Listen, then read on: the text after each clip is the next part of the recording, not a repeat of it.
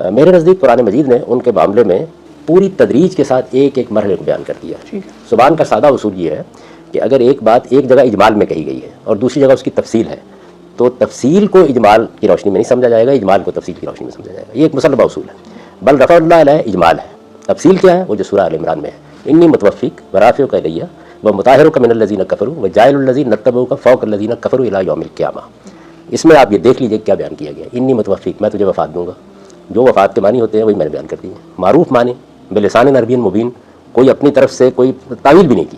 انی متوفیق یعنی اس میں جو لوگ مجھ پر تنقید کر رہے ہیں وہ تعویلات کر رہے ہیں, میں تو صریح لفظ جیسے بیان ہوا ہے ویسے ہی ترجمہ کر رہا ہوں. انی متوفیق, میں تجھے وفات دوں گا. ورافعک الیہ, وفات کا ترجمہ تو قرآن مجید کی بعض آیات میں وفات نہیں ہے, موت نہیں ہوا. کرینہ چاہیے ہوتا ہے. اس کی وجہ یہ ہے کہ جو لفظ بھی اپنے مجازی مفہوم میں معروف ہو جائے, جیسے مثلا اردو زبان کا لفظ ہے انتقال. اب جب میں بولتا ہوں کہ میرے والد صاحب کا انتقال ہو گیا تو اس میں انتقال ان کا لاہور سے ملتان ہو گیا ہے, اس کے لیے کرینہ چاہیے ہوتا ہے. تو جہاں کرینہ ہوگا وہاں ظاہر ہے کہ لفظ اپنے معنی سے ہٹ جائے گا. لیکن جب کرینہ نہیں ہوگا, کوئی کرینہ باہر سے نہیں آتا, اس کو کلام کے اندر سے ہونا چاہیے, تو وہاں اس کو صحیح معنی میں لیا جائے گا. تو انی متوفیق کا میں وہی ترجمہ کرتا ہوں کہ جو اگر آپ کے ذہن میں پہلے سے کوئی چیز موجود نہ ہو اور آپ اس آیت کو پڑھیں گے تو آپ بھی کریں گے, میں تجھے وفات دوں گا. رافعک الیہ, جب وفات کے بعد کہا جائے کہ اٹھا لے جاؤں گا تو ظاہر بات ہے کہ پھر وفات کے بعد ہی اٹھا لے جانے پر اس کا عمل کیا جائے گا.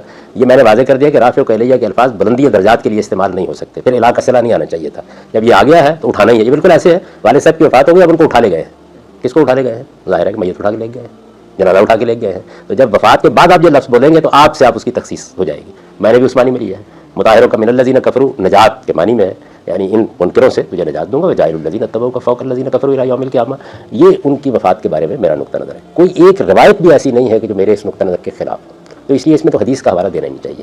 علماء کی آراء ہیں, انہوں نے ایک خاص رائے قائم کی ہے, وہ تعویلات ہیں جو وہ کر رہے ہیں. تو اصل میں تو جواب ان کو دینا چاہیے کہ تعویلات کیسے کر رہے ہیں.